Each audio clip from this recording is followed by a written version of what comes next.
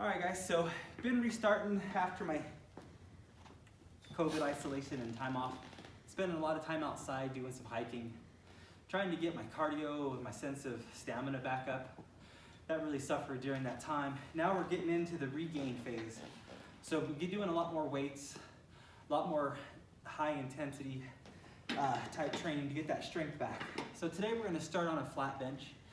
Then we're gonna increase our angle of our body to eventually work our shoulders.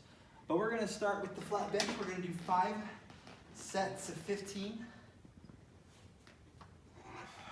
Once you're back flat against the bench, legs down, kind of come down till you touch your chest and extend up till just there's a slight bend in the elbow.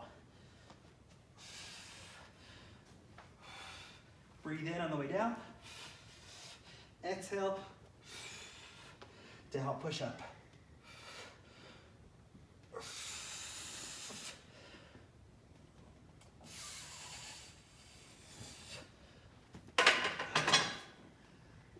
Five sets of 15, for me, at 135 is where that becomes a real struggle. So your 15 might be down at 125, 110, 155, but what you want is that 15th rep to be the point to where you almost feel like you can't finish that motion.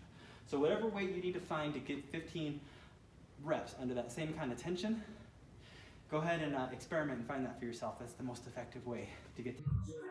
All right, guys, I'm gonna put a bug in your ear about the form that you might consider doing the next time you do a decline dumbbell press. A lot of the traditional thinking about this form is that once you're above your eye level, that you keep your elbows wide and push back this way. But I'm gonna suggest a slightly different form, which starts with these, with actually your wrist and your elbows rotating in towards your body and kind of coming more settled and closer to the body, and then as you press, rotate the weights up out into that classical finish position.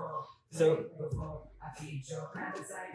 I'll run through the first 3, kind of how we've all seen them done before, and then I'll reset and show you guys what I'm talking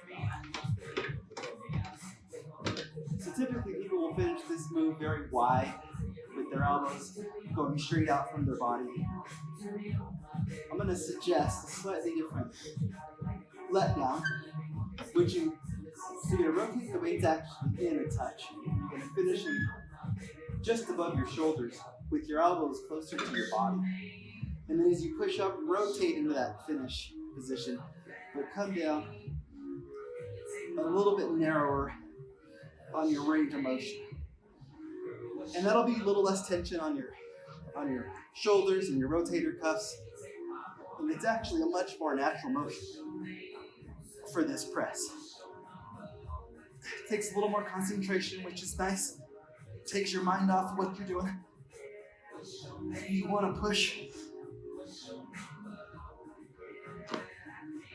until there's absolutely no more left in the tank every rep.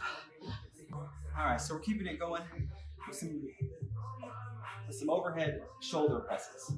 I have lower back problems. I hurt my back when I was in my early 20s. I've fought it ever since. So I just want to give a tip for people who do have lower back problems. Just the cautious of moving things above our head when we're lifting, especially both arms at the same time. There's a lot of unstableness at the top, even for the most advanced person in fitness. So I'm going to show you a trick that I learned, which is, one, always try to set your weights up at a comfortable grabbing position. So you don't have to go to the ground every time to pick things up. Just kind of make sure that you're in a good position when you pick up your weights. If you have a mirror, that's best, so you can kind of watch your form. One trick I learned to manage my lower back pain when I lift is always do a split stance.